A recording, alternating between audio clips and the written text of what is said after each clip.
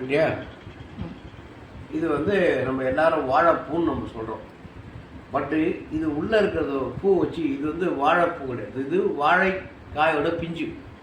நம்ம இந்த வாழைப்பூ சாப்பிட்றோம். ஓகே, இது பிஞ்சாக இருக்கும்போது பூ தான், இதுக்கப்புறம் தான் அது உங்களுக்கு வரும். பட்டு இந்த வாழை இதுக்கு பேர் ஃபுல்லாக பார்த்திங்கன்னா வாழை மடல்.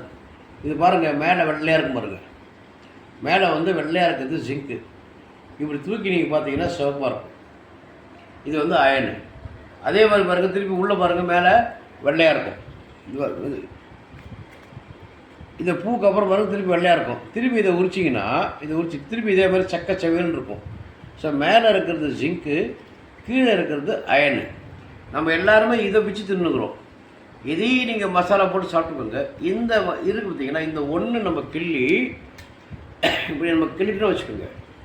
இந்த மடல், இந்த இதான் வாழை மடல்னு சொல்கிறது.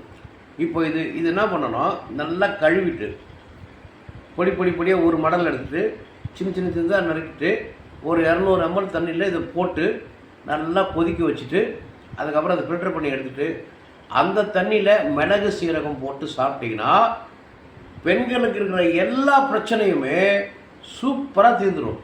உவர்ப்பு, ஒரிஜினல் உவர்ப்பு இது. அதாவது ஜிங்க் அண்ட் அயன் உள்ளே போச்சுன்னா உவர்ப்பு சக்தி, துவர்ப்பு சக்தி ரெண்டுத்தையுமே இன்க்ரீஸ் பண்ணும். மண்ணில் இருக்கிற ஆணாக இருந்தாலும் பெண்ணாக இருந்தாலும் சரி, கசப்பு துவர்ப்பு இல்லை என்றால் வைத்தியத்தில் சிக்கி நம்ம சீரழிவோம். காலையில் கசப்பு, மாலையில் துவர்ப்பு. அப்போது நம்ம வாழைப்பூன்ற பேரில் இதெல்லாம் பிச்சு குப்பையில் போட்டு வெறும் வாழை பிஞ்சு தின்னுவானுங்க நம்ம. இதுவும் துவர்ப்பு தான், இது துவர்ப்பு. ஆனால் இதோடு சேர்த்து இது ஜிங்க் அண்ட் அயன். இது வரும்போது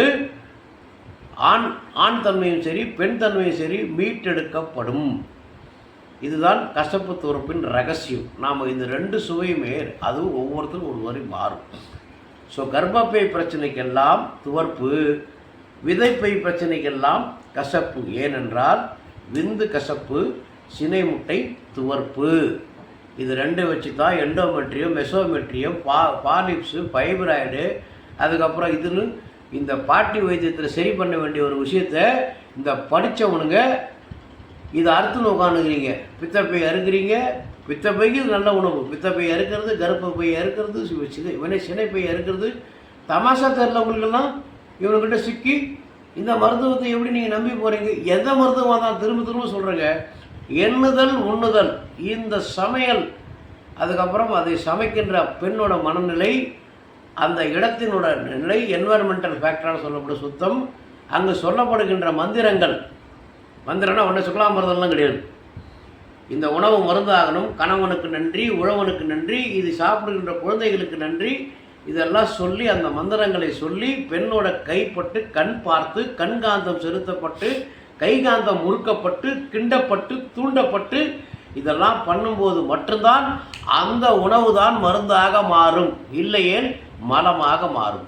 வாழ்க வளமுடன். ஜெய்.